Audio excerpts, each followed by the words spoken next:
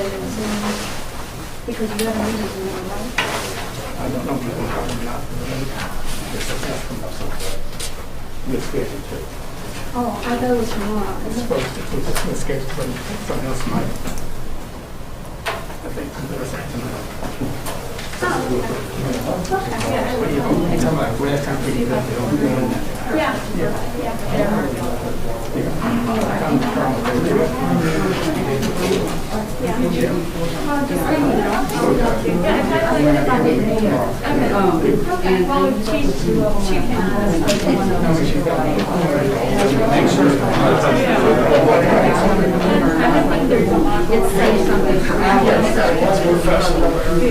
If you were to cancel.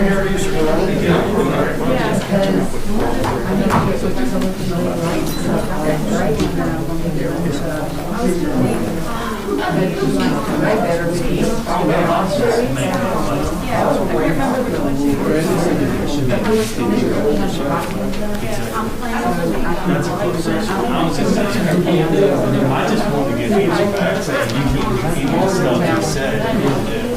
That's what I was looking to try to make to say exactly what he's saying. I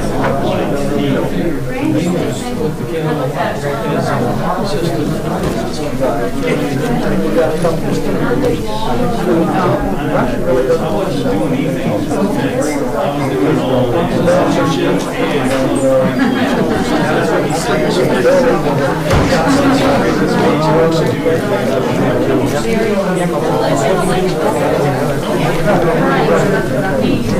Like the police cars and stuff, and the sheriffs, normally.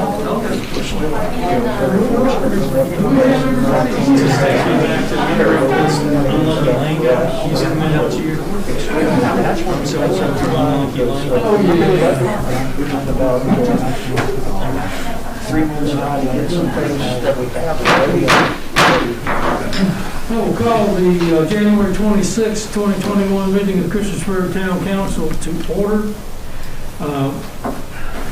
As we go into a moment of reflection, we'll keep Councilwoman Hicks and her family in our thoughts and prayers. She lost her grandfather and a cousin within the last 10 days, I believe. Is that correct? So let's have a moment of reflection, please.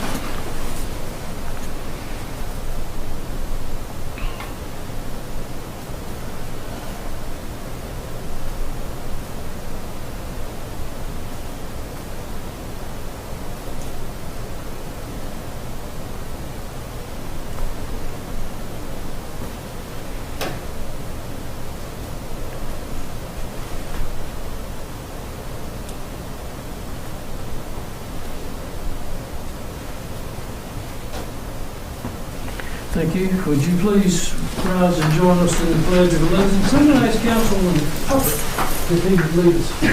I pledge allegiance to the flag of the United States of America and to the republic for which it stands, one nation, under God, indivisible, with liberty and justice for all. Thank you.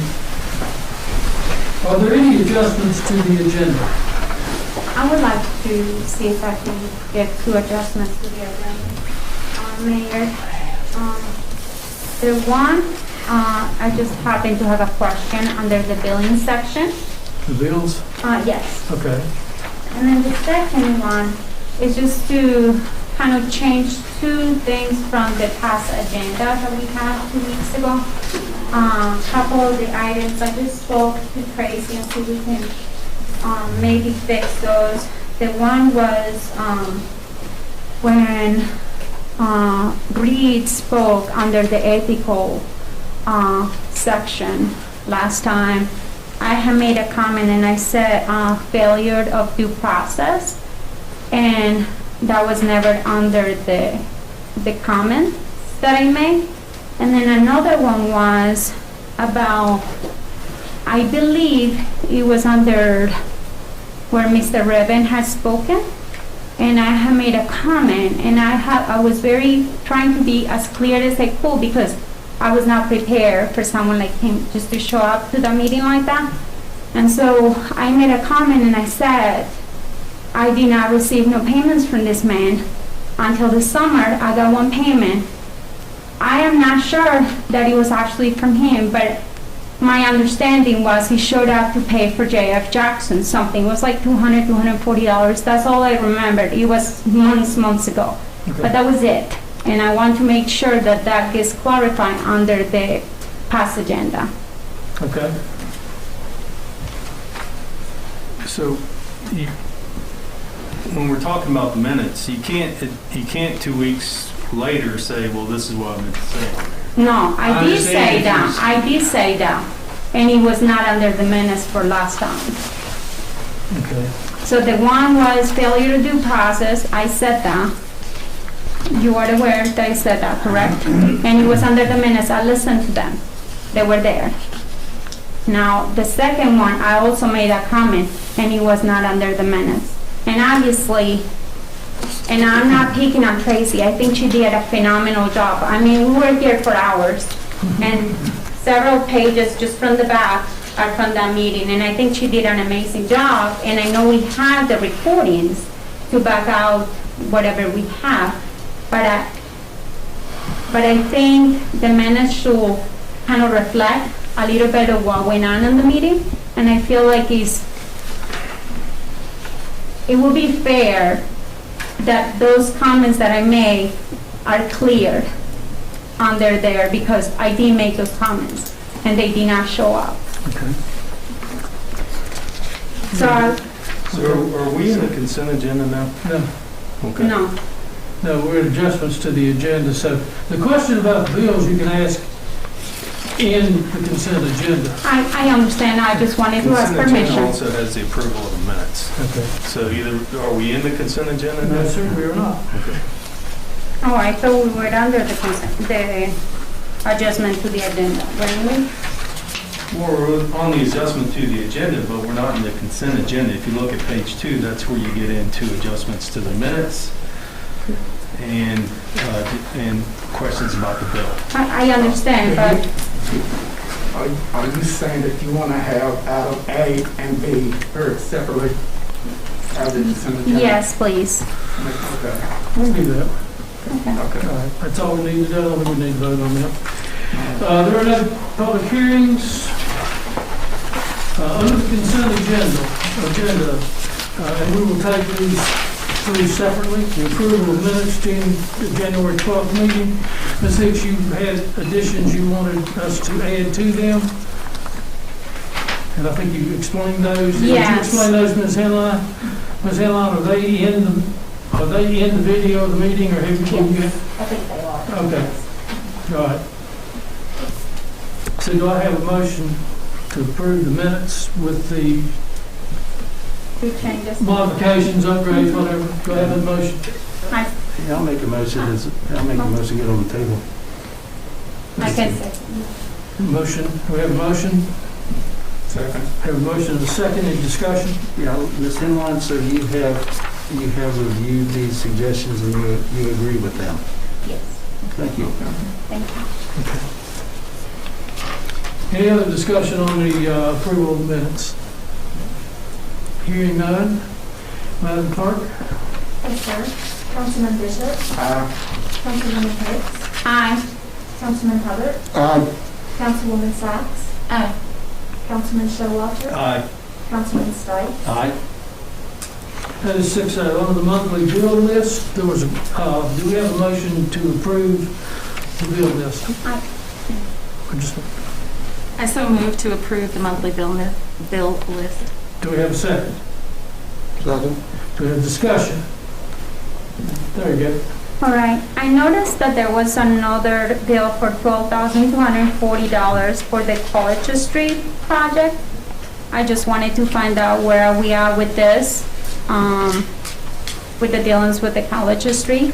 And I wanted to see if we can have some kind of deadline for this and see how much more bills are we gonna get from there. Do you have an answer right now, or if not, I can wait for, I can get you a schedule in, but just cost estimates for the full project. do you have an estimated date of the starting of the project? I believe it's in the fall The fall? This is fall. Okay. Any other questions? About I am the- good. About a Thank- specific bill. Are you satisfied with that bill, that it's there? I am satisfied with the bill. Thank you. Thank you. Madam Clerk? Yes, sir. Councilman Bishop, Aye. Councilwoman Hicks, Aye. Councilman Hubbard, Aye. Councilwoman Sacks, Aye. Councilman Showalter, Aye. Councilman Stipes. Aye. And 6-0, thank you. Mayor, may I like to say something brief? I'd like to commend Ms. Henline on her first bona fide set of minutes. We did it with an email, but there's people watching, and the town clerk position is in great hands, and I just wanted to recognize that before we move on. Thank you. Thank you. I'd like to second that. It's not a motion, but I understand what you're saying.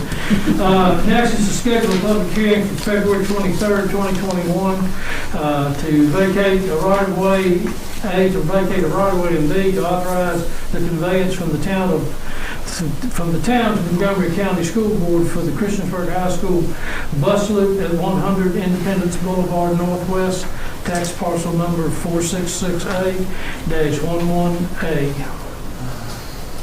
I'll make a motion to approve the public hearing for February 23rd, 2021. I can second that. Got a motion and a second. Discussion. There's a public hearing. Madam Clerk? Yes, sir. Councilman Bishop, Aye. Councilwoman Hicks, Aye. Councilman Hubbard, Aye. Councilwoman Sacks, Aye. Councilman Showalter, Aye. Councilman Stipes. Aye. 6-0, thank you. Under introductions and presentations, we have the Executive Director of the Montgomery County Regional Tourism Program, Lisa Bleakley, to provide a tourism update. Good evening, Mr. Mayor, members of council, and staff. May I address you without my mask? Certainly. Thank you. Thank you for allowing me time on your agenda tonight to provide an update on local tourism. I'd like to begin and end on a positive note.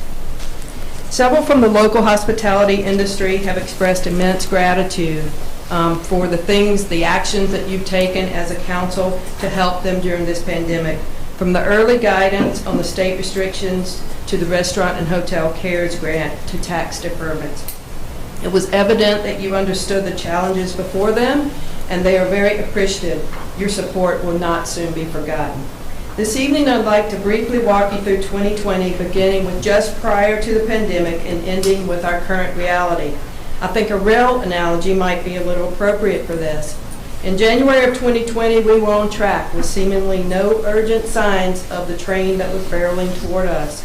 On March the 12th, the train could be clearly heard speeding down the track with Executive Order 51, which advised the state was monitoring an outbreak of a respiratory illness called coronavirus. Bells clanged, red lights flashed, and traffic was halted when the arms fell with Executive Order 53, which restricted restaurants, recreation, entertainment, gatherings, and non-essential retail to prevent the spread of COVID-19 and to provide for the public health. Executive orders would follow, changing as the situation changed. Most travel stopped as this train began to pass.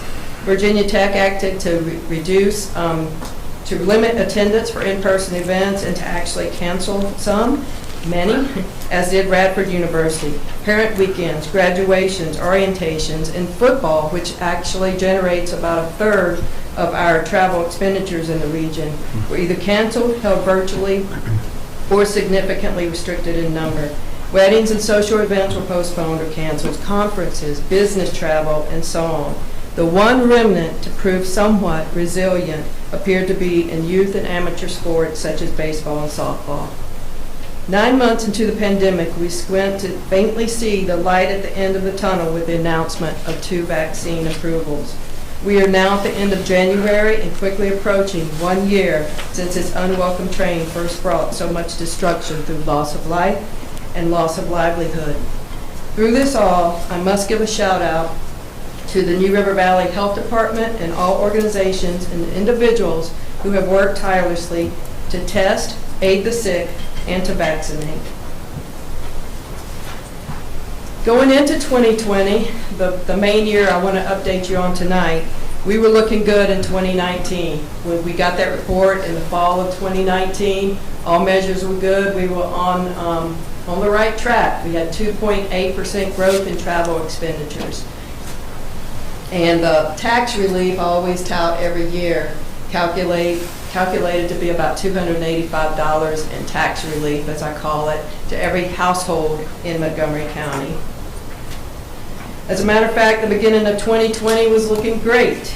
This slide shows occupancy in the blue line from December 2019 going into Q1 of 2020. We were strong. The Christiansburg Aquatic Center with their swim meets, groups, business travel, university activities, and construction travel all contributed to this. There's other lines there that I don't have time to go into tonight, but I'd be happy to talk with any of you about that additional information. The biggest concern of hoteliers during this period, pre-pandemic, was in the number of new hotel rooms in the market. The pinch was already being felt as new hotels came online in recent years. This was magnified when the pandemic halted travel. Just a quick reference, this is just a snapshot, a recent snapshot of hotels and their locations within our area. I'm not sure what that one with $299 nightly rates are in Christiansburg, but anywho. There's approximately 2,600 hotel rooms distributed in our region, each with their own pattern, their locations, their own audiences. But when we have those large events, such as graduations, football, parent weekends, all lodging reaps the benefit, and it spills over into the greater region. Lodging businesses will lose ground, though, when the market is saturated with rooms and the demand remains flat. There must be the acquisition of new business to keep pace. We have seen this play out in the worst way with the pandemic. The bottom dropped out in March of 2020. The train can be seen now. There are no other available routes as in past crises such as 9/11 and 2009 with the economic downturn. The arms are down. The endless line of cars is a blur. Most travel has stopped. Every destination has felt the impact of this reality, and business quickly realized a shift was necessary, and we were no exception. Your regional tourism program shifted to become an information resource to local businesses and to visitors who are actually still calling us and some coming into our area. We held weekly virtual meetings with lodging managers. We talked with the local hospitality and tourism industry and fed them any information that came across our desk. 2020 was truly a all hands on deck sort of year.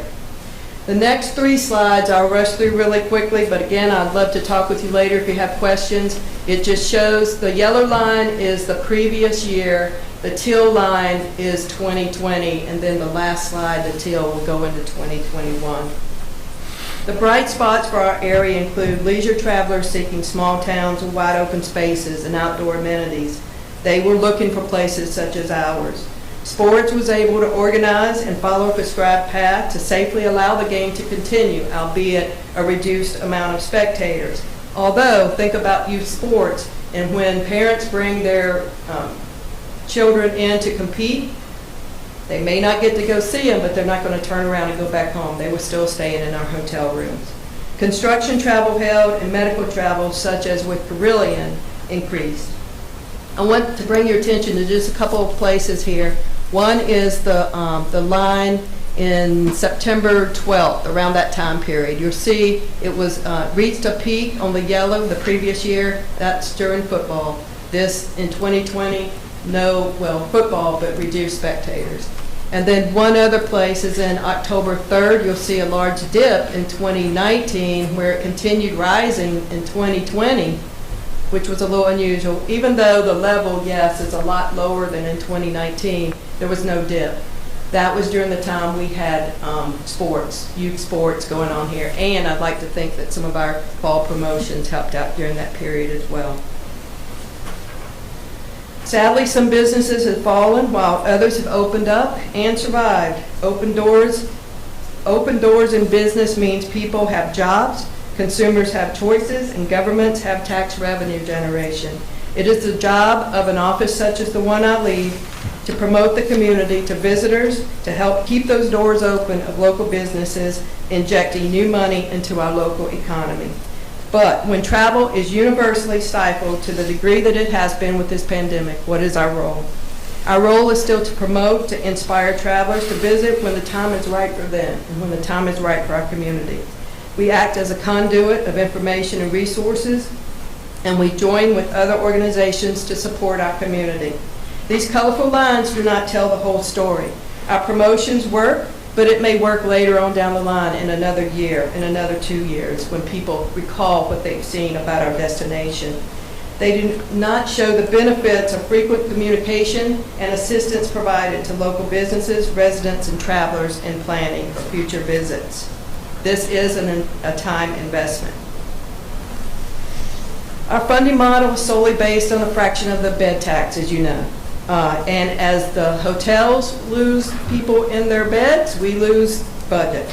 And at a time that we need to be promoting and getting ready for when things do open back up, our budget has shrunk. So we look for additional funding through grants. Virginia Tourism Corporation has been a very good friend of ours, as well as other regional localities when we can partner together and find some funds to work with.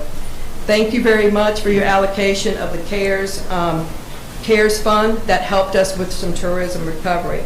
And I wanted to share just a brief portion, a 30-second clip with you tonight that is very illustrative of the promotional work that we did with that money.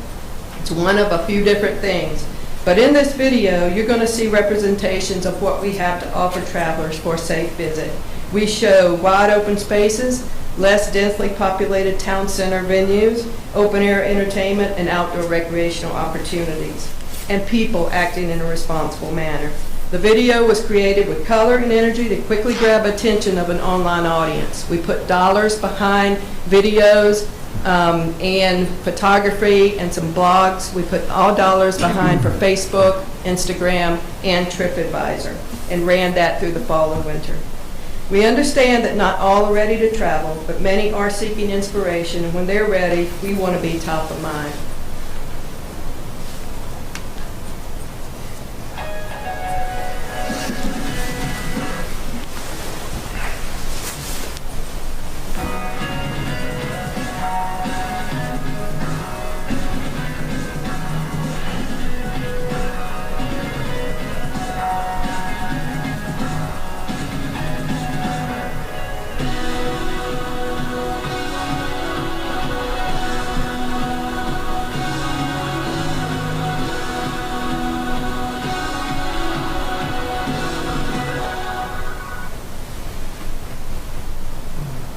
Andrew, do you have it or do I have it? I'm ready to go to the next slide. I have it? Okay. All right, so what's next? 2020's done. We're in 2021. Many folks that I've spoken with, both locally with the hoteliers, nationally with colleagues, we're expecting no real impact, no movement on travel until probably midsummer or after. To get back to pre-pandemic levels, we're probably looking at 2023, maybe even 2024. And right now, it's just a wait-and-see attitude, depending on a lot of different things. And it's kind of ironic that today is National Plan for Vacation Day that I'm saying this. I would love to see it come back very soon, but no one has a crystal ball. But it's important to think about our businesses, them having an online presence. It's important for us to know how things will have changed because of this pandemic. We're all getting very familiar with technology, but the one thing that will not go away is the need for human connection. One thing's for certain, we all desire real-life experiences. I said from the beginning that I would end on a positive note. The good news is, where there is a need, there will be a business to meet that need. Area corporations, commerce areas, and the universities will need a healthy local hospitality industry to support growth and to play a necessary role in the local economic ecosystem. Without lodging industry specifically, other businesses won't have that additional economic benefit from visitors that we have enjoyed in the past.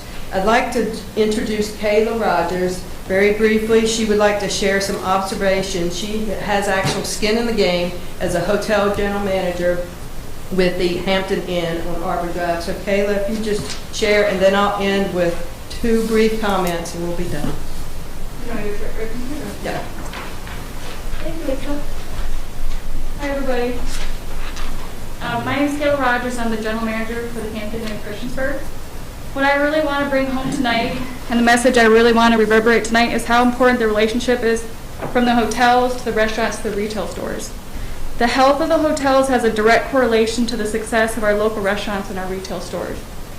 I look at the marketplace, it's being built right in our backyard, and I worry about the sustainability of the stores coming. I'm excited for what's to come because I know I'm going to have this unique opportunity for my guests to just walk outside and go shopping, eat, buy groceries, but I'm really worried about how are we going to get the foot traffic to them for that to be sustainable. As Lisa said earlier, we had our area-wide sellouts, nights from graduation, football, move-in, orientation, all great compression that we used to get from Blacksburg and Radford. But we can't rely on Virginia Tech and Radford University to fill the entire year.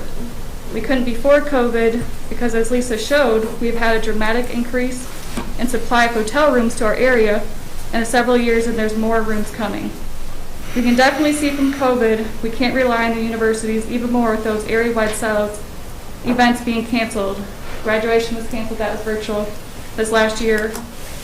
Football was limited to 1,000 spectators per game, down from over 60,000 per game before. So I asked myself, how do we recapture that in 2019? By creating our own demand generators that will bring more youth sports. Youth sports was always a major contributor to us between those dates, and we need to continue to push support for outdoor venues. More baseball fields, soccer fields. You all heard Lisa say that baseball and softball tournaments were the most consistent events that brought people to our area. Those heads and beds, that extrapolates money to our restaurants, to our retail stores, all in our backyard here. The hotel occupancy directly affects this foot traffic because when a baseball team checks into our hotel, we're directing them right to our local restaurants. They're going to need to buy groceries for snacks for their families. They're going to need to go to the local store to buy supplies for the weekend. We just need to create the reason for them to continue to come. We need to pivot and redirect ourselves to finding ways that Christiansburg can be the demand generator. I want Blacksburg and Radford to have to rely on compression from us, not the other way around. We need to come together to find solutions that will support the hospitality industry because there is a direct correlation between our occupancy and how well these area businesses do. We are all tied together. Our success is their success, and their success is our success, which in turn becomes our area's success and your success. Thank you guys so much, and thank you, Lisa, for all that you do. Sorry if I got my mask. So in closing, when the caboose passes and the rail arms lift, traffic will begin slowly moving freely again. Travel will come back, and when it does, we're going to be eager to greet those visiting us. Thank you very much, and I would accept any questions if you need to ask. I just wanted to comment. I believe that you were just elected to the Southeastern. Give me the exact title of the new position that you've got. The Southeast Tourism Society. Yeah. Mm-hmm. Thank you. You might want to elaborate on that if you want for a second. It's an association that is, it serves 14 states in the Southeast, and it's about 40 of us now on the board. It's a large board, a lot of committees, but we work on promoting tourism within the southeastern part of the United States. And I was really super excited about it, not necessarily for doing more work, but to be able to network and raise the awareness of our area among those throughout the southeastern United States. Thank you. Thank you. Any questions? One comment from your presentation, and this is for council, just to reiterate, it was a great presentation. You're a tireless cheerleader. I watch you, I see you during the week, but anyway, we're very blessed and fortunate to have you. One thing for this council, some point in your presentation is people have become familiar with virtual technology and these meetings and stuff that people are having. That is going to, that's a real uphill battle for us. And you said we have to pivot. And Ms. Rogers said the same thing. And we talk. Obviously, the park is coming. But just for this council, that's a biggie too. It looks like the hotel occupancy is down on average 15 to 20%. it looked from the graphs. If you had to paint with a 4-inch brush, it's about 20%. But I think the meetings and so forth, the traditional meeting environment that's a real challenge for us as we look ahead. People coming here for meetings. And I don't know if Kayla would want to comment. I do know. Well, it's just a salient point for this council that Okay. was made, and we need to really, so it puts us, we're not going to bounce back in that area, I don't think. And meetings are a big deal around here. Right. Throughout Montgomery County. The one thing I would say is the Inn at Virginia Tech has done a lot of investment into being able to video conference, so having hybrid meetings and so on and so forth. Okay, we'll try to do our part. Thank you, Lisa. Thank you. Next, we have Rescue Chief Joe Coyle to present on rescue operations and response coverage. Mr. Mayor, members of council, I'll take the mask off while I'm up here. Thank you. I was looking back at my notes, and I don't think, due to COVID, I don't think I actually came last year and did a presentation, so I'll try to catch up a little bit, but I promise I'll stay in my time frames. Thank you for letting me come and talk tonight. 2020, the agency continued, next slide.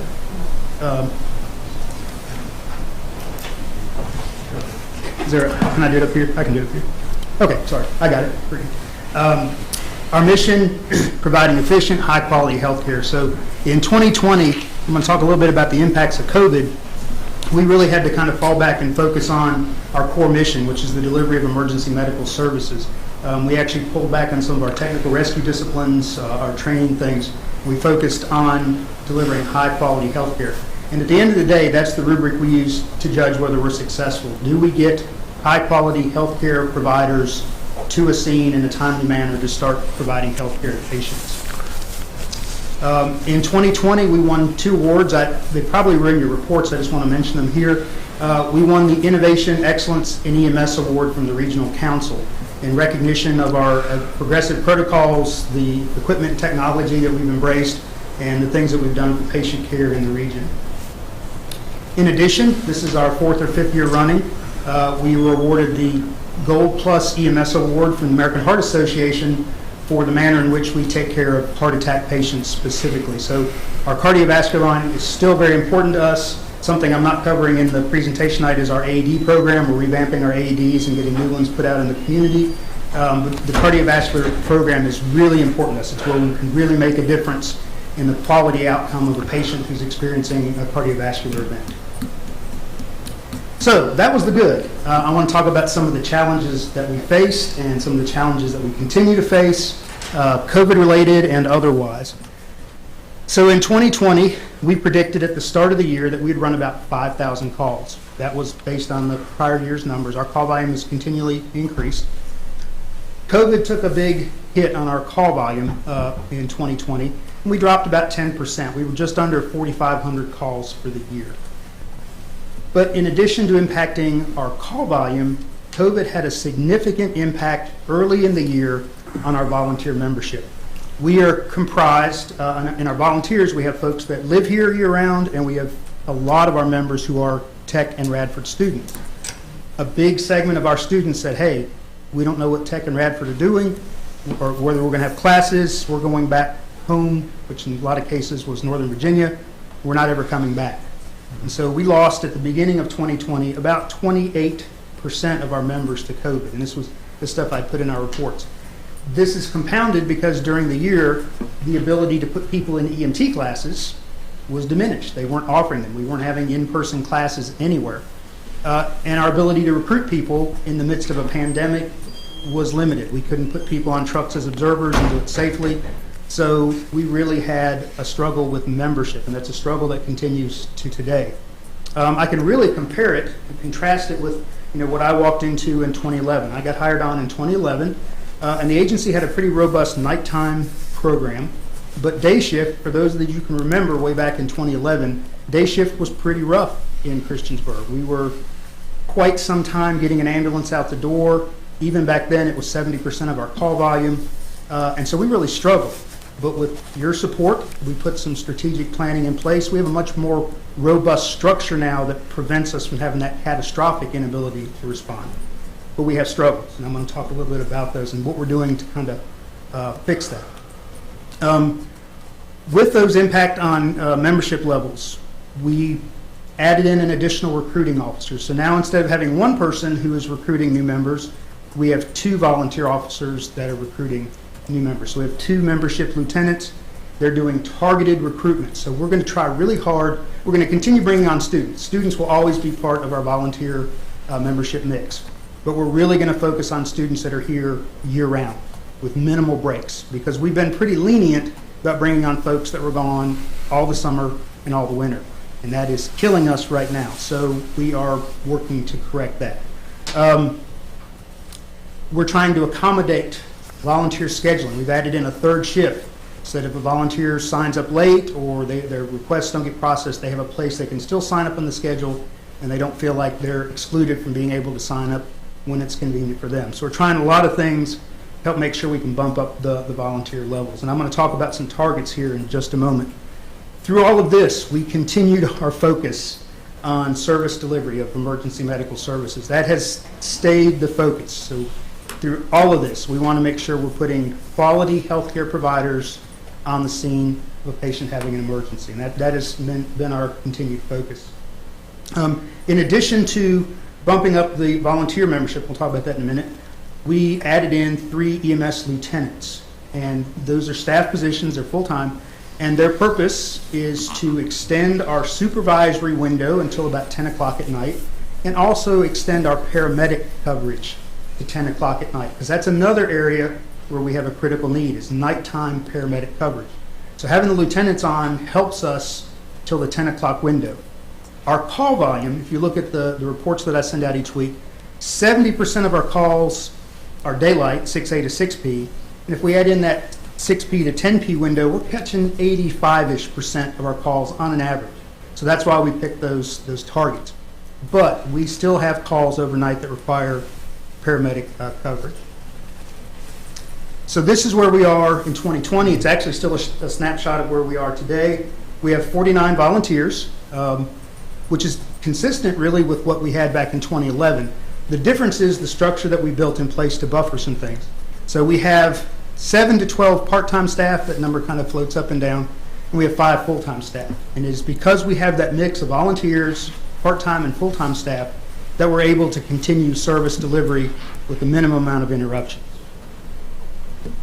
So an interesting statistic. These numbers come from the County of Montgomery. The Emergency Services Coordinator put these out. And I will caveat this chart. It does not include Virginia Tech calls. It's just the county agencies. If you add Virginia Tech in, everybody's numbers go down a couple percent, but not a big amount. But if you look at the blue over here, this is the EMS, the Emergency Medical Services calls that Christiansburg covered. That number is correct. 50% of all calls in Montgomery County, that's the 2 towns plus the unincorporated areas, 50% were covered by our agency. That is a phenomenal number, and it is what we statistically have done. We are the biggest provider of emergency medical services in the valley. We have fantastic partners. The fact that these numbers are smaller doesn't mean these aren't great agencies. We really view all of these agencies as great partners. But the difference here is in structure, organization, and call volume. And we're trying to compare an agency that has 14 or 15 calls in a shift with an agency that perhaps has 1 or 2 in a shift. You can see the difference in degree when it comes to covering calls and requiring assistance, which is the next thing I want to talk about real quick. So mutual aid. The term mutual aid applies when an agency, our agency, another agency, needs a second agency to cover their call. So frequently, we have to provide mutual aid to other agencies, and occasionally they're providing mutual aid to us. But that's what that term means. So mutual aid, it can also mean, as I've got down here, when a special resource is needed. So you covered the call, but you needed a paramedic and you only had EMTs, that would be a mutual aid request. So we analyze this. There's 4 reasons why we request mutual aid in Christiansburg. The number one reason, and if you listen to the scanner, especially during the daylight or early in the evening, you will know this, multiple simultaneous calls. It is not unusual for us to go 3, 4, and sometimes 5 calls at the same time. it is logistically impossible for us to cover all of those calls. So we get our neighboring agencies to help us out. What we want to try to do is minimize the number of times it has to happen. We've got a plan for that. But that is the number one reason that we request mutual aid, because we have multiple calls. Additionally, our agency is assisting another agency. These two frequently go hand in hand. I will give you an example. Earlier this week, we had 3 trucks assisting another agency, 3 separate calls, and then we got a call. So we had to ask Blacksburg to come in and cover our call. We don't really count that as a hit against us because we had 3 trucks helping another agency. That's the way the teamwork works around the county. Another type of mutual aid, I mentioned this, is you're a BLS truck, you're EMTs, and you get on a call and you go, oh, hey, I really need a paramedic on this call. We try to have that going out the door, but based on the time of the day, the number of calls, we might not have a paramedic available. So they might call Reiner, Blacksburg, Shawsville for a paramedic. So that's another reason why we might request mutual aid. And then this one affects everybody. We had one earlier this week. We thought we had a mass casualty incident in Radford. Fortunately, turned out not to be. But they sent every agency in the county. So that would be considered mutual aid if they came to help us. That would be a mutual aid example. Mutual aid is not unique to EMS.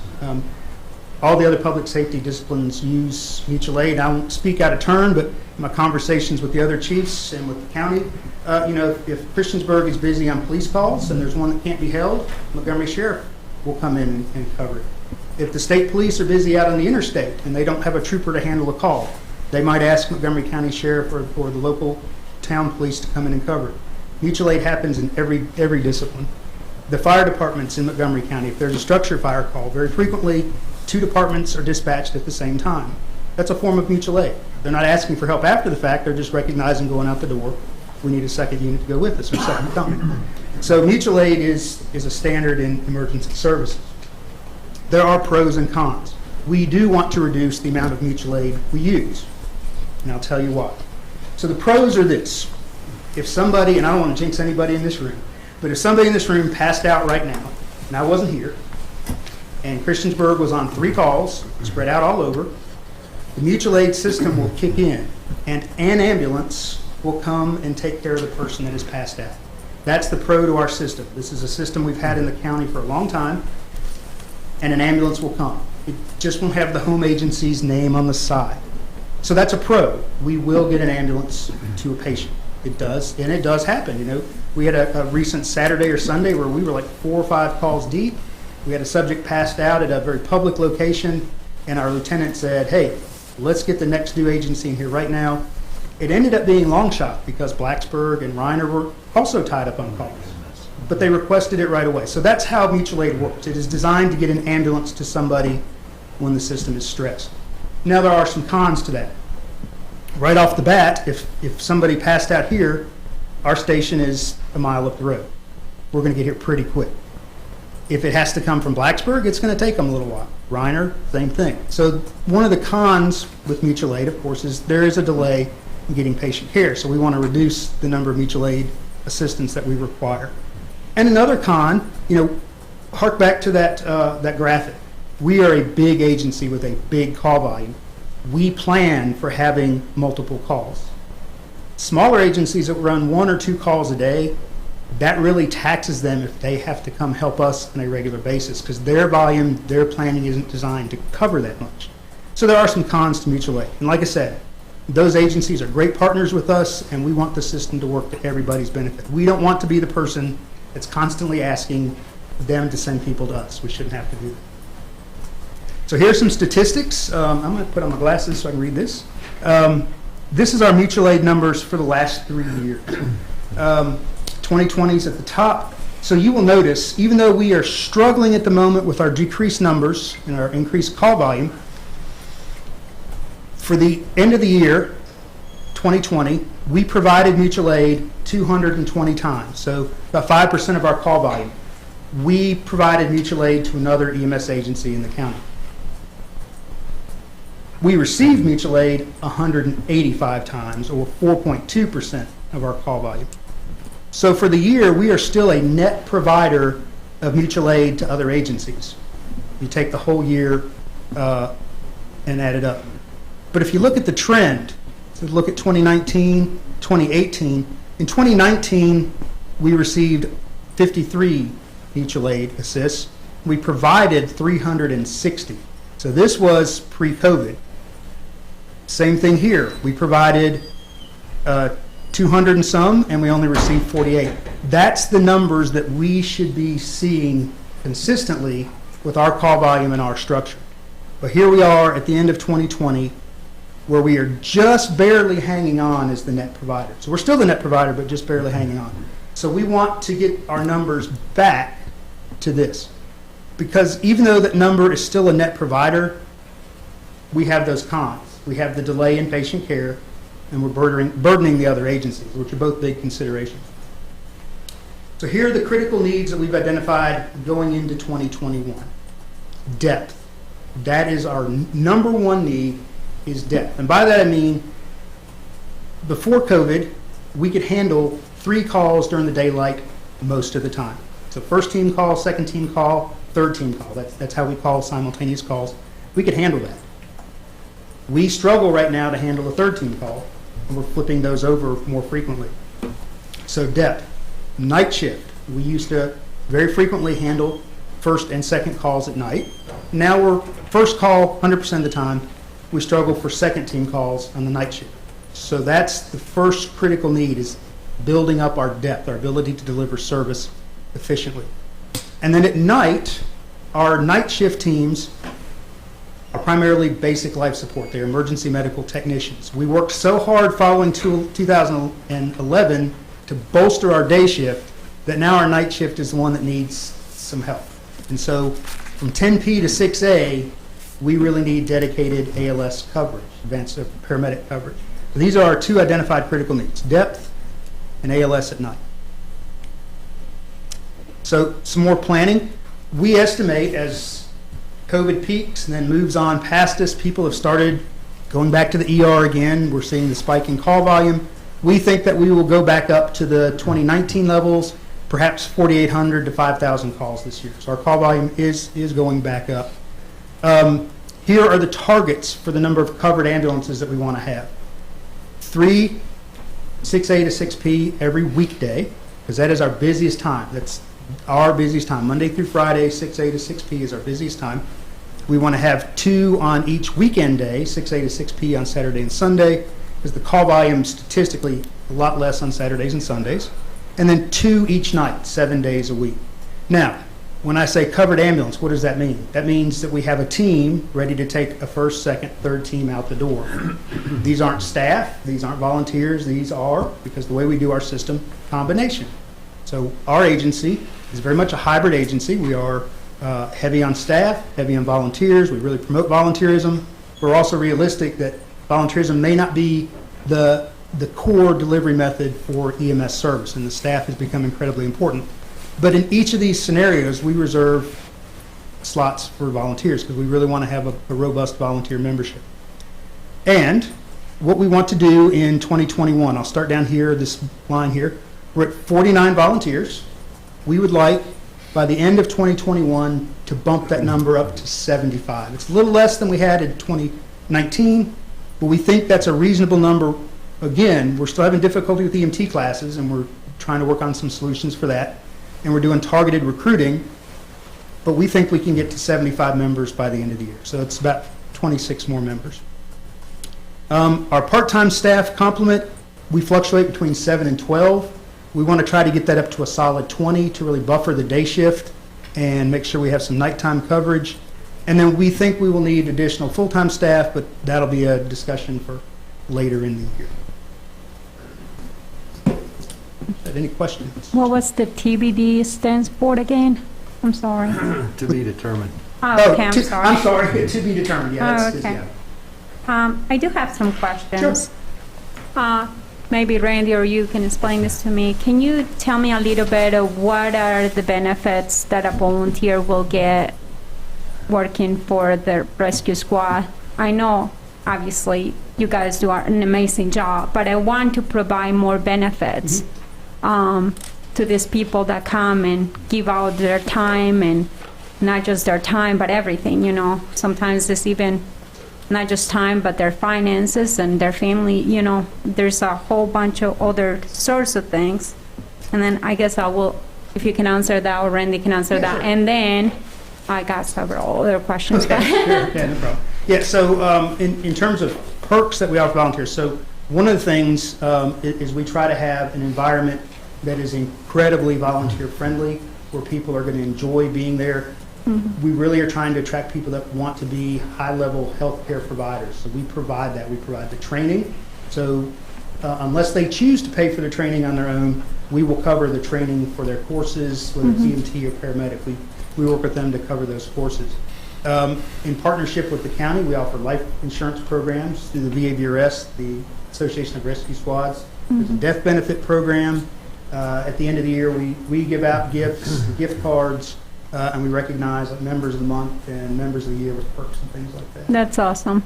So I would But really... there is, my personal opinion is that we still have a lot of work to do in that area. And Oh, we definitely do. Yeah. So another one is, I guess another question would be, can we teach our own classes in-house? I know you mentioned that you had a problem because you were trying to get these people to get the training that they needed, but it seemed like there was not, Yes. So we there was are not a way. actually investigating that option, and you're talking specifically the emergency medical Yes, technician exactly, entry course? Yeah. CPR and stuff. So, well, CPR we actually are doing in-house. CPR Okay. is a little different there, but the EMT class, which is the basic entry-level class for a provider, we are looking at some alternatives to teach it in-house. Currently, we send our folks over to Blacksburg. They have a phenomenal EMT program, but all the programs right now have waiting lists. And so teaching it in-house is something that we're looking at doing. Whether we try to have one of our own folks as an instructor, and there's a process that's pretty intensive they'd have to go through, or we contract out for an instructor to come in and teach. That is one of the things we're looking to do. Sure is. Thank you very much. Absolutely. You guys do an amazing job, by the way. Thank you so much. Yeah, And we appreciate the support council give us. the rescue squad and the volunteers, fire department, and that you guys have really done an amazing job, mostly during COVID and obviously all the other years before and after. I just have two comments. Kelly Walters' funeral, I thought you guys did a nice job on that. And I would like to ask about insurance. How are you getting payments pretty well? Val may be able to give us a breakdown on the per run. I'd put you on the spot there, but we do get pretty good return on the insurance rate. Oh, yeah. We're still right around the $700,000 mark every year. So yeah, it's doing. You can talk about the revenue recovery funds. Is there a percentage with that? Is there a what? The percentage on collectibles. I can. know off the top of my head. Yeah, I don't know if But it's good. It's good. But yes, we're doing very well, and I can get you those statistics. Any other questions? Joe, thank you. Thank you. And I'll try not to have it be 2 years before I come back again. So thank you all for letting me come. Thanks.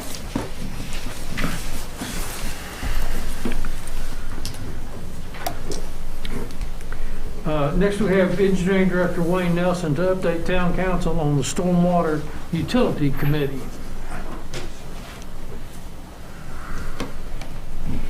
Thank you, Mayor. Good evening, Council. My pleasure to give you this Stormwater Utility Committee update.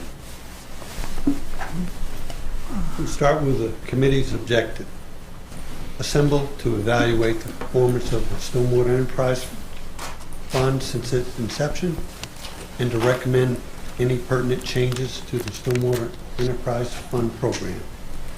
When I've solicited members to be on this committee, I often lead with this statement. I think it captures the essence of our mission here.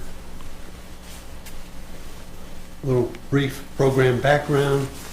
Stormwater utility fee was implemented in 2016.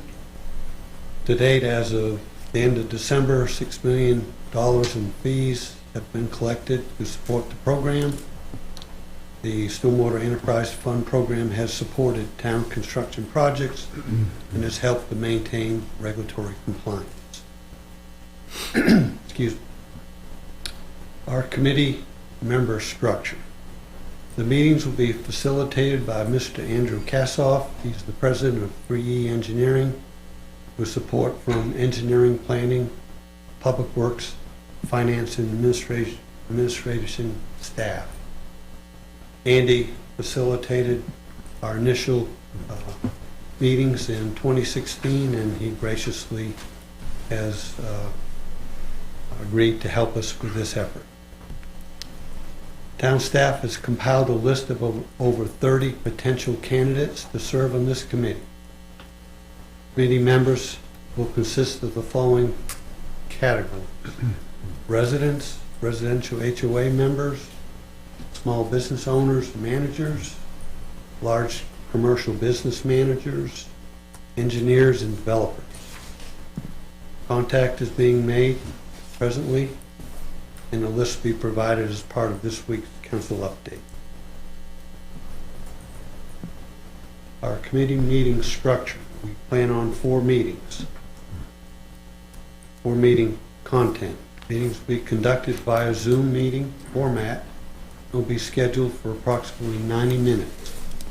Approximately 4 to 6 meetings will be conducted approximately every 2 weeks during the months of February and March. The goal is to present the committee's findings and recommendations at the April 13th council meeting. Now the agenda, committee meeting agenda. Our first meeting, we're going to revisit the process and recommendation of the original committee that resulted in the implementation of the Stormwater Enterprise Fund. We're going to address the obligations of the town that include total maximum daily load, TMDL compliance, municipal separate storm sewer system, MS4, permit compliance, Virginia Stormwater Management Program, VSMP, operation and implementation, flood reduction, general stormwater asset management, and maintenance. We'll review the current enabling legislation that allows us to implement this fee. We'll present the summary of existing Stormwater Enterprise Fund program design and how the previous committee arrived at the current fee.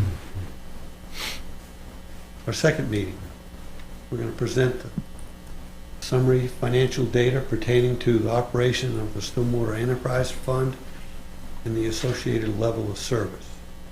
We're going to discuss the current level of service, present past projects, programs completed on an annual basis, including the cost and benefit, present current and future projects and programs to be completed, including the cost and benefit. And we'll present a breakdown of general fund expenditures in excess of the Stormwater Enterprise Fund revenues. Meeting 3, potential modifications to the existing Stormwater Enterprise Fund program with ideas that include modification of the credit program. There's limited participation in that. Why is it? What can we do to make it better? Creating a credit for small lot redevelopment that utilizes reduction of impervious surfaces to comply with stormwater management regulations. There's not a listed BMP for this. We see small developments, redevelopments that occur. They're reducing the impervious area runoff. So we want to try to include this in the small business scenario to help with that compliance. Grant programs for small business, best management practice installations. That's an idea that staff has come up with, and other ideas that will come up during these meetings. Then meeting 4, recap and recommendation development. Recap of the meetings and address any topics not addressed to date. Development of proposed revisions, approval of draft language and any associated voting, and draft of council recommendation presentation for the April 13th, 2021 meeting. Now that's 4 meetings, and I said 5 to 6, and I believe once we get to the latter part of the program, we're going to need to spend more time with everyone to convey the information that staff will put together in support of Mr. Kassoff. That's the overview of how we're going to proceed next month. I'd be happy to entertain any questions. You have a question right there? Yes, sir. I just have a question. Yes, sir. When is the first meeting? How do you get involved in this? Well, Just take part. First, I'd love to get your name and address. It's Jeff Akers, Okay, Jeff, 345 Howard Street, Christiansburg. you get that, Tracy? I'll get that from you tomorrow. And we'll get your full contact information and be happy for your participation. All right. Yes, sir. Thank I you. have a couple of questions. Yes, ma'am. How do residents of the town can apply to be a part of this committee?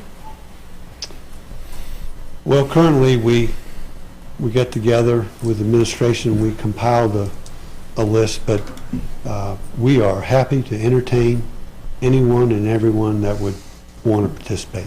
That would be really nice if we can put a poll somewhere under Christiansburg, just to let them. The second question, I guess, is can non-residents apply to be a part of this committee if they do own a local business in the town and pay local taxes for businesses? I don't see why not.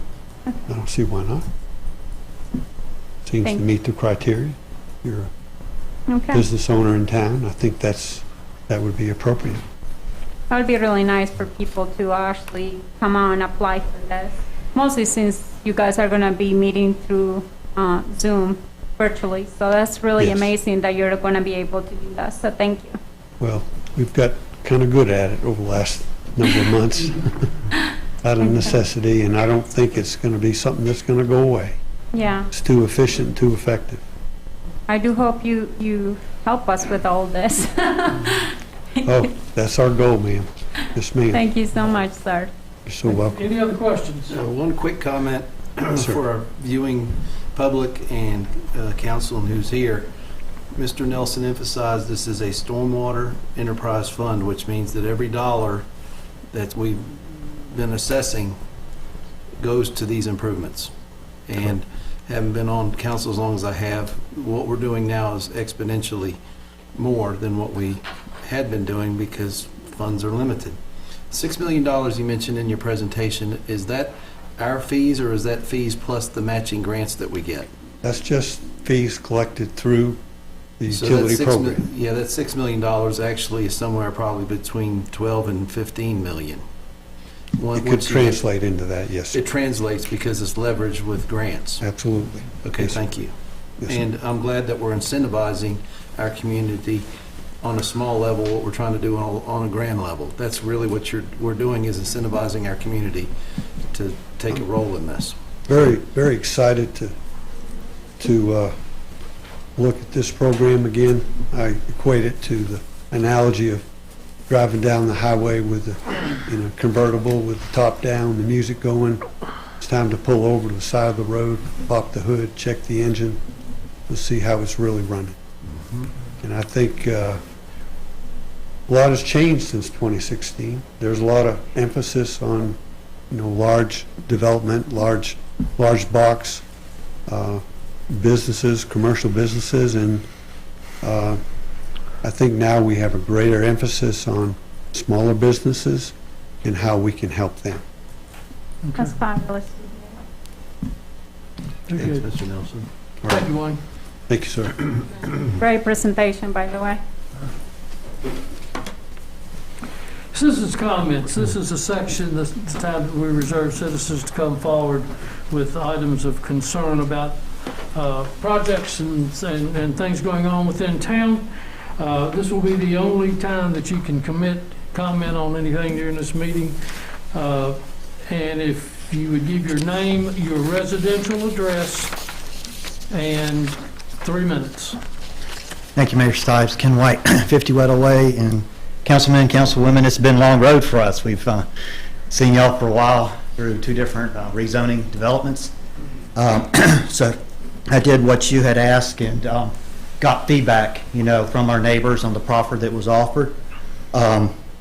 And I'm just going to read because they made an update to the petition today, and I put this in the records. I did the Freedom of Information Act, so I was actually able to see emails where I was called Mr. Weddle, because I've done this so much, instead of Mr. White, that the mayor was emailing to himself and stuff, so early versions of minutes. But I'm not the petition guy. I mean, there's different neighbors involved in all this, but I happen to be the one up in front of you, so I've taken the brunt of the attacks and things like that, but that's just the way it is when you stand up in front. But in saying that, we made an update to the petition, and you might not have seen it. I think it's live for all the members, but it was done today. So I'll just read that because that's a good summary of everything. And the other stuff I emailed you. Also in the Freedom of Information Act, I saw the email between Mr. Rice and council that had been hidden from me, and it attacked my wife and I and other neighbors, and I didn't appreciate I believe I that. forwarded that to you. No, this was another one I saw. Okay. That was done, yeah. So I don't like behind the back stuff, but this was on the petition, and it's in addition to what I sent you all. At the January 12th Town Council meeting, the vote was delayed after Councilwoman Sachs expressed concerns over the approval of rezoning request in the face of obvious displeasure shown in this petition. Councilman Hubbard was also concerned with the lack of limitations on the height of the buildings being developed. As a result, the proffer was introduced. The vote was delayed for 2 weeks to seek a response from the community. Letters were sent to as many individuals in the surrounding neighborhoods as possible, asking them to accept the proffer and the development plan. The details of the proffer, as well as details about the zoning regulations, were included in the letters that were sent. While many in this community do not want any development, the petition has been very clear in its intent. The members of the community do not agree with rezoning from R1A straight to R2, when no rezoning or rezoning to R1 in the development of single-family homes, that's far more in character with the surrounding neighborhood. This petition is intended to show our elected officials that the majority of community members agree with you, okay? They're in agreement that our town is prepped. I like what I've learned some stuff here in these meetings, of our growth and all, and is prepped for growth, and we support healthy and appropriate growth. That's not what this petition was about. The primary function of the petition, however, is to show that the community rejects unreasonable changes and manipulations to our neighborhoods and communities that would lower our property values and alter the character of these neighborhoods just in the name of making a profit.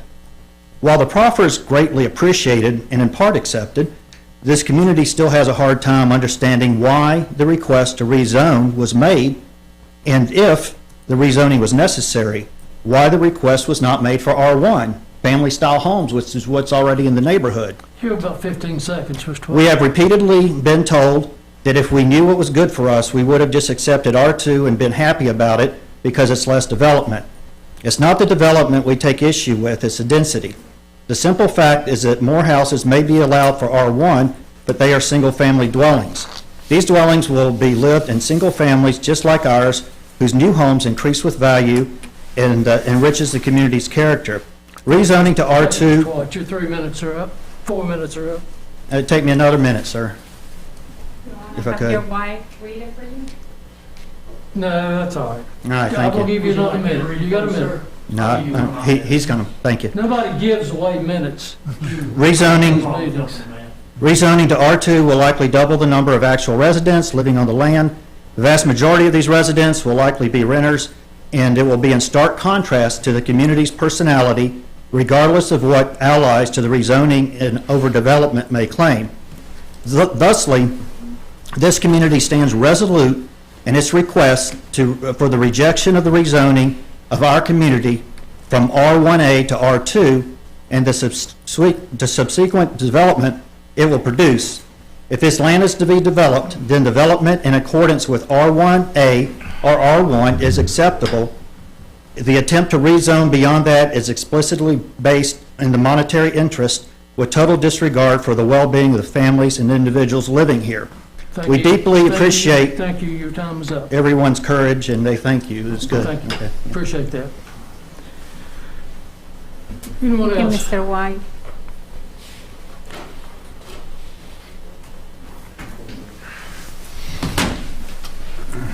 Hi there, my name's Jeff Akers. Live at 345 Howard Street, Christiansburg. Randy, I think you already got this today, buddy.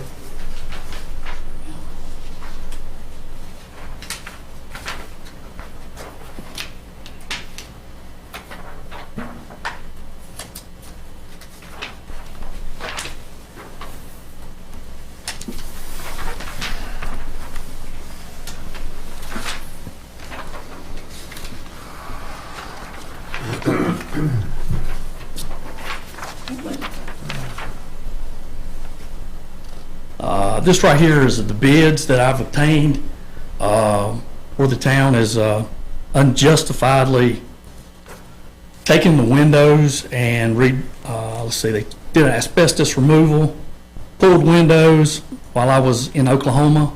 Had no idea this was going on. I got two prices, and this is what I'm submitting to the town. That's about all I have. Are these two? This is to 208 Cooper Lane. Yeah, I understand. Is that to demolish the building? No, Okay. no, it's not going to be demolished. Just so you know, Mayor. Okay. It's not going to be. They're going to be refurbished? We're working on it. Very good. Trying to put a plan together now. Thank you. Very much. We've done some home improvements to it, and we will continue as soon as this weather stops. Yeah. I hate to ask the obvious question. You have a building permit for all these? I don't need These improvements? a building permit for what I've done. Okay, that's fine. Okay. Thank you. You got any more questions, sir? No, I'm fine. Okay, I know this is a hot topic for y'all. Yeah, it's right there on one of the burners, not maybe up front. Okay. Thank you. Well, I'm here I'll answer all your questions. I mean, all I can say to this is, anybody willing to pull windows out of a structure and not tell somebody, that's pretty low. That's the reason I made these copies, because town council ain't really trustworthy right now, in my book. I want to make sure everybody gets a bill for it and understands where I'm coming from. So if we got questions, let's answer them. This is a bill you're submitting to us for payment, is that correct? Yes, sir, it is. Very good, thank you. Thank you. Anyone else to address council? Mr. Rice, any of the, are we good? Mr. Bob, on this, Mayor, we're here to answer any questions if council has of us of the application to be taken under very good. consideration. If there's no one else here to address council, we'll close public comments. Committee reports, Mr. Stopson, Mr. Bishop, you have a street committee report? Yes, Mayor, we do, and it's very short. Mr. Warren has the sketch up. It's a Spradlin farm this time across the street from, I guess, well, go ahead to go to the main sketch first. Well, okay. Start there, Andrew, with the vicinity map. This is a very simple subdivision from a large parcel, and the applicant is going to divide what is one parcel into two, and everyone here knows where this is at once Andrew shows us where Chick-fil-A is. Chick-fil-A is right there, and that's Spradlin Farm Drive coming in. So the first strip center there is like the Med Express and the mattress store, and some other retail in that strip right there. That's what's being parceled out from the larger parcel. And the larger balance of that is Barnes & Noble, Big Lots, Michael's, TJ Maxx, and et cetera, et cetera. So that sketch actually makes it easy to understand the plat itself. Sort of is the zoom in of that.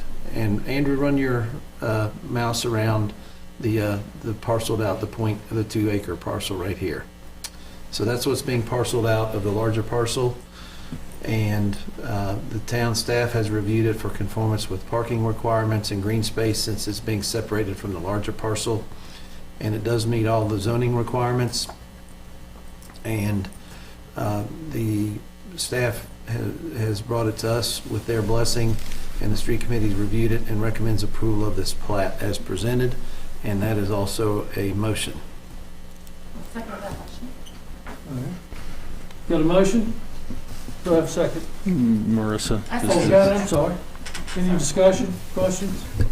Mr. Stipe, Yes. you just said that one is next to what again? I know you name all the other stores. Which one is the store right next to it? Okay, so that's Barnes and Noble, right where his hand is, or the mouse is at right there. That's Barnes and Noble, and there's that little travel way in between Barnes and Noble and the strip that is between Barnes and Noble and North Franklin Street is, there's, the stores I can remember there are the Med Express Yeah. and a mattress store there on the Used to be end. a yogurt shop or something there. Yeah, be, it's like the sweet It's a strip mall, it's a small strip Yeah. mall type. Used to be Quiznos and then a. So what they are yogurt store. separating right now, is it the land or? They're just creating a subdivision, and that could be for, a plethora of reasons. It could be refinancing, it could be for sale, Oh, for whatever reason, which is not, part of our discussion. But for one reason or the other, they're parceling that out. Our main interest is to make sure that the parcel as a standalone conforms with our ordinance. absolutely. And that's what the staff has has confirmed that it does, so it's acceptable to.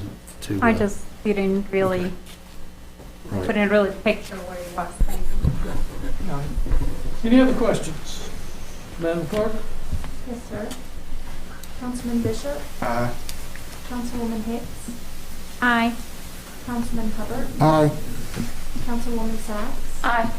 Councilman Showalter, Aye. Councilman Stipes. Aye. And that is it, Mayor. Thank you. Thank you, that is 6-0.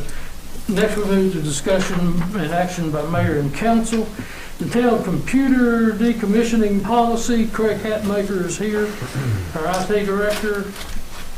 You gonna go over this thing, or is Randy gonna go over it, or what are we gonna do? It was presented in your packet. It was in your packet, and basically this is for disposal of town computers. We'd basically make those available for town employees first, and then the general public. We average about 40 computers a year we decommission.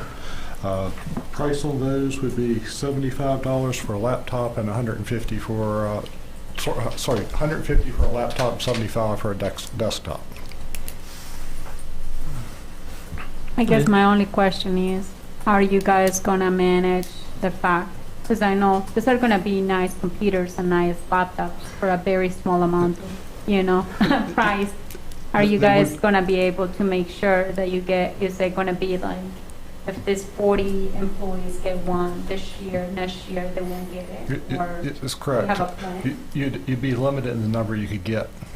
Basically, if you notice, no more than 3 PCs per person per year would be a restriction, although the PC would be basically offered to the person who was using the PC first. And then if you have a whole bunch of left, then you can go back and tell those people they're able to come and get more? Correct. If we're gonna offer them to the user or whoever that's issued to, and then to the town. If not, then we will get rid of the access off of gov deals. Yep, that's right there in the policy. Good enough. Make a motion that we approve the town computer decommissioning policy. I would say, The motion of a second. Any discussion? Yeah, one question. What's the turnover, Mr. Hatmaker, what's the average turnover rate for a laptop? Is it 3 years, 5 years? 5 years. Okay, I'm great with that. Yeah, okay, thank you. in my understanding, the cost of the small cost for these laptops and stuff is just to cover the cost of cleaning them up and stuff, right? I think that's generally the idea. Basically covers the cost of gutting it, getting all the town information out of it, having it, basically that's what it is. Thank you so much. Gutting it's a good way. Okay, any further discussion? Madam Clerk? Yes, sir. Councilman Bishop, Aye. Councilwoman Hicks, Aye. Councilman Hubbard, Aye. Councilwoman Sacks, Aye. Councilman Showalter, Aye. Councilman Stipes. Aye. That is 6-0. Next is a rezoning request by Balzer and Associates on behalf of RWW 36 applicant for an approximate 4.36 acre property owned by Mary Maxie Well. Jewel Trust. Mary Stewart, Janet Eppley, et al. This request is to rezone the property from R1A rural residential to R2 two-family residential with proffers in order to create 7 two-family dwelling lots for the total of 14 units, as well as lot design for stormwater management.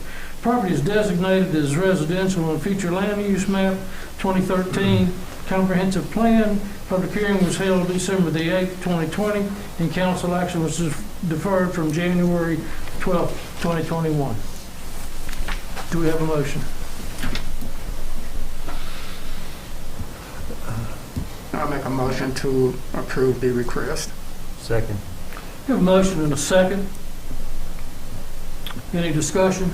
I have Questions? one question. Planning Commission went on, what was the vote on Planning Commission? 5-2? I believe it was 5-4. 5-4, yeah. It was by 1 vote. Was it that? I was looking for the click on this one. On this evening's agenda, it doesn't click back to the resolution, it clicks to the proffer that was added. So that's a good question. I'd like It to was have by that 1 confirmed. vote only. If it was- 5-4. Yeah. It was pretty close. It was close. I remember reviewing those notes too. 5-3. 5-3. Okay.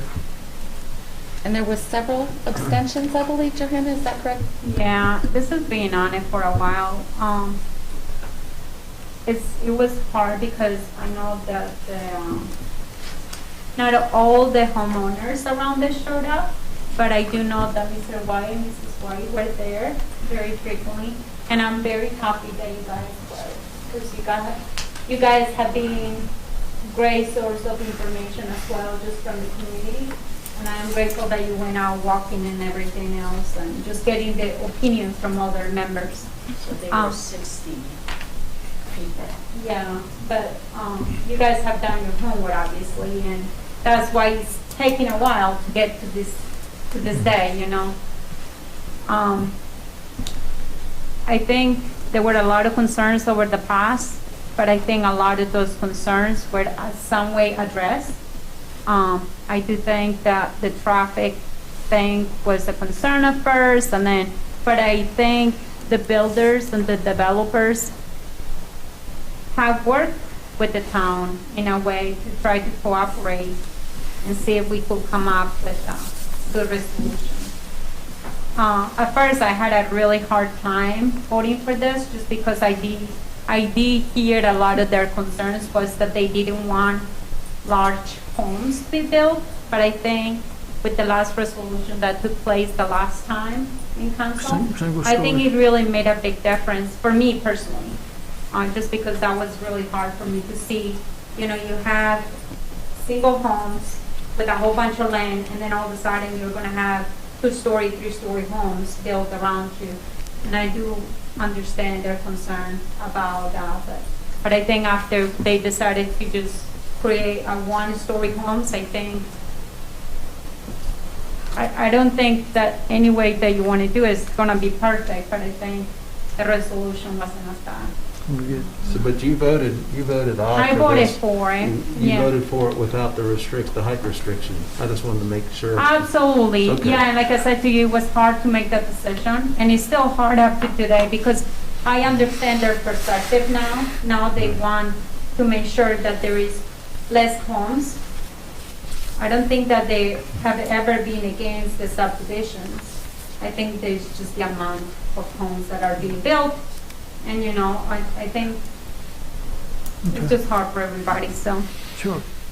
You're saying that the 3 nays were basically voting nays because of traffic? That was the thing that influenced them the I don't greatest? recall, but I know there were a lot of things that came up with this. I know one of the things was the in and outs of the fire trucks. It was gonna be really hard if you had cars on the road.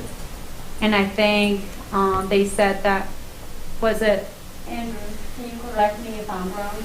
But wasn't it that, I think the builders had said that they could work with that, because the fact is that you could park 4 cars in a driveway. So that to me just kind of helped relieve some of the pressure, because I had a house that caught on fire and everything else, so that to me was a concern. But But once they say, you know, there's 4 parking spots in front of the house on the garage side, and then there is also the garage, I think I was okay with my answer. So density never came up? Density always came up. Right. Density has always been an issue. But I think it could have been more homes as well if they wanted to. Now with the current zoning, obviously, but I think the difference was what, one house for 4 acres? No, the one right now is for 3 homes, no, 4 homes. The other one that we use, but this one they're changing to, I think it's 4 homes for acre, isn't it? Almost 4 acres. So it's less. We're trying to get into another public discussion. So, I mean, the minutes are located from the meeting before. I would encourage any council member to read those. I appreciate Ms. Hicks trying to represent the other planning, zoning commissioners, their views, but it's been a while, and I do appreciate hers. But, you know, again, let's read the minutes before we come in here, see what their concerns were. If you need to reach out to them, please do so.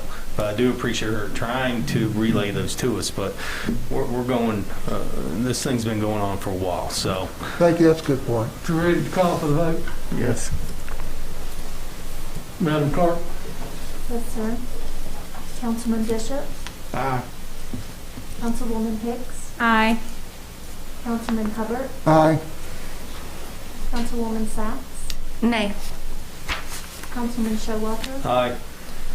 Councilman Stipes. Aye. That is 5-1, and the resigning carries. Thank you. Staff reports, town manager.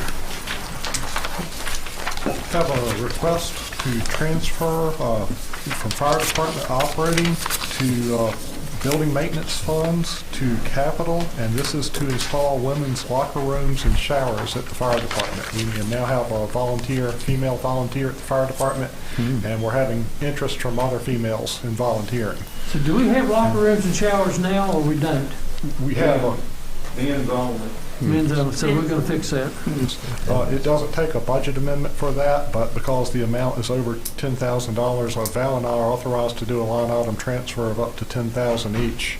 But this is approximately $30,000 we're looking to transfer from building maintenance to basically capital. Absolutely. Not a problem there. Yes, Do we have to build? Yes, just a general consensus, I think is appropriate. Yeah. Are we obligated to build a neutral gender one?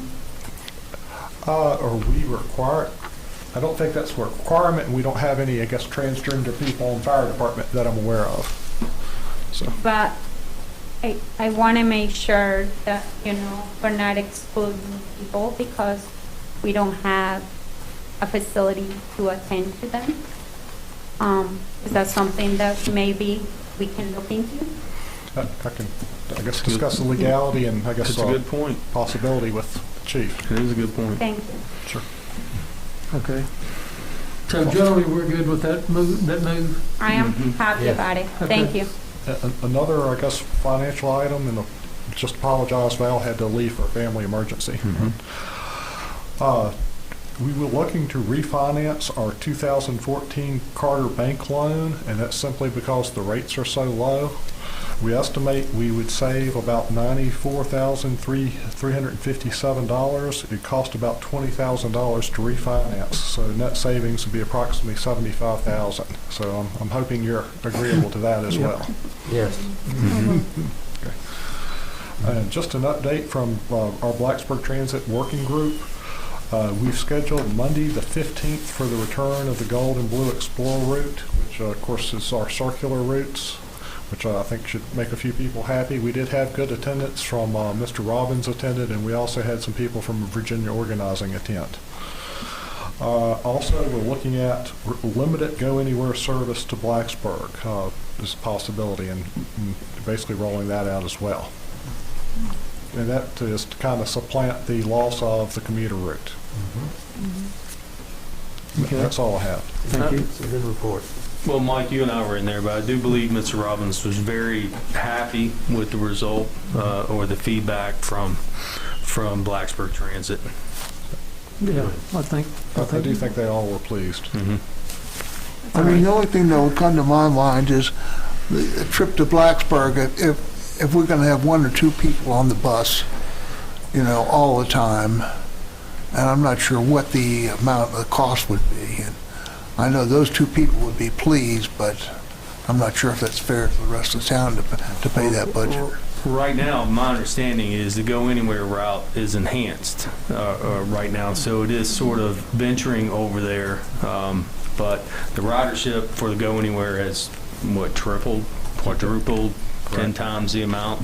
So I think the main thing is to get the blue and gold route started again. VT's going to relook at it here in the next few months, and everything will be looked at again when activity at Virginia Tech picks up. I mean, that's the keystone in all this. When the students get back, that's when more normal services are up there. The one thing that they did mention is they're going to keep the enhanced Go Anywhere routes running, even with the new route coming back online, but they're going to try to get the commuter route going again for the Go Anywhere. So I would say just we got to give it time to see where we're at, and with ridership, with the response that we had from our citizens coming in, this was a great response. This was a great reply from BT for this, answering the call. So I do appreciate that. So have we got something like a 3 months or 6 months that we're going to check and see what it is? They'll review it. And we'll review it and bring it back to you. Okay, they good. do plan to do a presentation, I'm sure, this year, but probably not till VT activity picks back up. I did get 2 phone calls from 2 citizens in the town of Christiansburg, letting me know that their phone calls did go through this past week, through their BT service, so I was glad to hear that. They made a point of saying, and we did not get details, which I should have asked about it, that they have revamped their call-in. Oh, cool. Yeah. So it's showing. So they were listening. Making a Yeah, difference. they watched the video, so that was good. That's good to hear. Anything else, Randy? That's it. Town attorney? No report, Mr. Mayor. Any other staff here? Chiefs? Very good. Council reports, Mr. Stipes? I have no council report this evening, Mayor. Thank you. Showalter? None. Mr. Hubbard? Yeah, you're not going to bet 1,000. I have 3 little comments. The aquatic center, you know, sometimes the weather is sort of nasty about this time, and you think, man, how do I want to go to the pool? You tell people that you're going to go to the swimming pool, and they look at you. But, you know, it is so nice in there. The water is so warm, and there's so many people. It's a tremendous way to get some exercise. And I would just encourage people to keep on looking at the aquatic center during this time, and I think it's going to help you, and you're going to feel better about the whole thing. The second point I have, the last meeting I brought out some changes that I thought that we might want to do here in council to make things run a little bit smoother. And I think I left everybody with a copy of my ideas, and I really have not heard that much if council wants to put it on the agenda or if they want to discuss it more.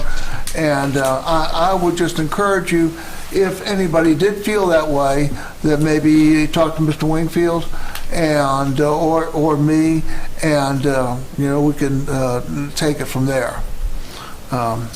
Or me. Or you, I'm sorry. Thank you, Mayor. Now, the last thing I have, I am not against the Second Amendment. I am not against people having guns in their homes. Right? But I do feel this, that there is a time and a place for everything. And if council felt this way, I would be happy to put it on the agenda for the next meeting to think about not having guns in the town hall or right here during council sessions. I also don't feel like guns need to be present at the at the rec center during Sandlot basketball games, and in the aquatic center and the Heart Raider. So that is my motion. Basically all parks. All parks, thank you, yeah. That is what I would like to throw out. And again, if council feels that this is something that we should discuss a little bit more, you could talk to the mayor or Mr. Wingfield, and we can, if we want to, we'll put on the agenda. That's all I have. Thank you. Thank you. Mr. Bishop. Well, we were scheduled for essential business tomorrow, but you gonna be able to make it? That's correct. I had requested a week's delay. Okay, so we will meet a week from tomorrow. We put that out. Okay, thank you. Then get the message later. Yeah, thank you, Sam. Ms. Sachs? Yes, I Oh, I'm have. sorry, Mr. Bishop, are you That's, there? I'm finished. Oh, I'm good. I do have two topics that I had brought up to Randy earlier that I'd like to bring out to council now. And this can happen in a work session or it can go into a committee. But it was about discussing our business license fees this year and perhaps offering a reasonable reduction, or just let's have a conversation of how we can help our businesses. And the second was our personal property tax collection. My proposal is that personal property for our finance system, I have been told, can be very time consuming on staff. My proposal would be to completely clear out personal property, because if we also look at UCC 9, I feel like there's some validation behind that for this request, which we can get into at a later time. But we can't just have that huge hole. So my proposal is to take it from personal property and look at real estate. And I believe Val had already told us the percentage it would have to increase to balance out. But for me to request this, I'm trying to follow more federal guidelines on the right to travel. And that is my motivation behind personal property taxes, because if that's the case, then you never own your property. Therefore, it limits your true right to travel. So thank you for those two considerations. If we can put them in a committee or a work session, I would really appreciate it. And that's all I have. It's coming into the budget session. We're going into the budget, so look that. Ms. Hicks? Well, that's I'm sorry. that's a good, is that, Ms. Sachs, is that acceptable? We're moving into budget session right now, or budget cycle. To study the effects. Yes, this would be the Do you know- best. It's a perfect time to bring it up. Do you know Yes. how much we receive in personal property taxes? Oh, I don't want to quote off the top of my head. I've looked at too many numbers lately. But it could theoretically be a 4 or 5 cent increase in real estate tax. I believe Val said 3 cents. Okay. I had asked Valerie in the past about this, and she said that it was, she said she was able to pull the total dollars, hold on. What was it?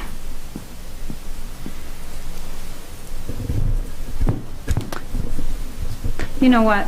We'll just wait for her to answer. I don't want to give numbers that I'm not sure So, about. I want to make sure I understand this. We're talking, if we do away with the personal property tax, Yes. then we're going to put it on the back of the real estate owners and not everybody that rents and owns personal property? Is that what No. we're looking to do? No. And you know, maybe Ms. Hicks can attest to this, but when you determine how much you're going to charge your renters, taxes are always allowed for in those amounts.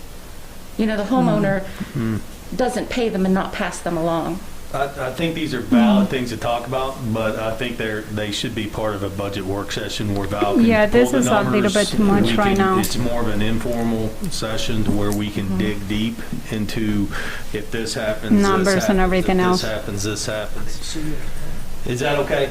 I mean, Yeah. I would rather both those items be in our first budget work session, because Val will need to know if we need to We need the facts and the numbers. And then she has to prepare the budget if we're ready to go forward with something like those. Exactly. And today was just to get a synonymous head shake of, yes, you're okay with that topic. Yeah, I don't have a problem with that. Okay. I'm good. Ms. Hicks? Hello, Ms. Hicks, you have anything? Yeah, I just wanted to say, make a quick comment.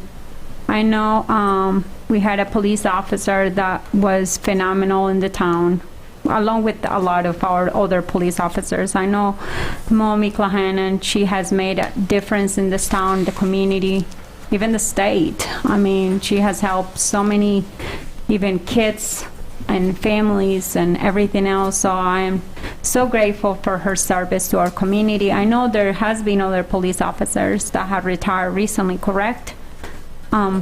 And I would really like to have a special recognition letter or something that we can give to them, because I think they deserve it. I mean, they deserve so much from us, but I do think that even if it is, obviously they're probably retired and they don't want to come back over here, but I would love for them just to show up and say, not say anything we got to say, but I want them to feel recognized and know that they mean a lot to our community and that they, their time was well spent with us. I'll be glad to sit down with Public Works, Public Information, and draft a letter. But the caution that I have, and don't get me wrong, these two were really outstanding, but we've had others retire that we haven't done that letter for, so are we maybe we can just the previous ones in the face, or I don't know.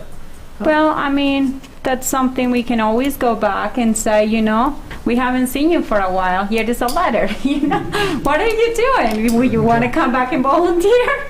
I don't know, but I'm just saying, it would be nice to at least recognize the ones from at least we can start at any time, and we can always go back. The thing is to start it, because if we don't start something like this, nobody's going to feel recognized at the end. And I think we should definitely start this and encourage people, Okay. I know that I have written letters, retirement letters personally, and sent to the officers. That's something that you all may want to consider doing. Well, I really like for them to be, if they are willing to also to come over here, and for us to even have a plaque, or even, I mean, anything can go a long way, and I just think a recognition pin or something, for their service during town council. I know they do recognition over there, but we are their employees here, and I think, even though Marcisan kind of hires them with everybody else and stuff, I do think that, we're the elected officials here, and we should be able to represent that, because we are the voice for the rest of the citizens in the town. That's true. But they do work for Chief Stetson. They do not work for us. They're not our employees. And I think that's true with any employee within the town. Absolutely. But I do also think, that we represent the majority of the population here in the town of Christiansburg when they come and give their voice to vote for us. And I think if we are doing something nice for these people that have retired, I think it's nice. A letter can go a long way. Few words of appreciation can go a long way. And I just want them to feel appreciated and not wait for them to be dead. Okay. Very good. Anything else? Any other business to come before council? Hearing none, we will adjourn at 8:42.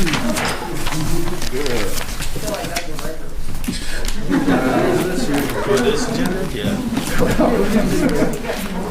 We have had a short one, have we not? Yes, sir. We had a short one.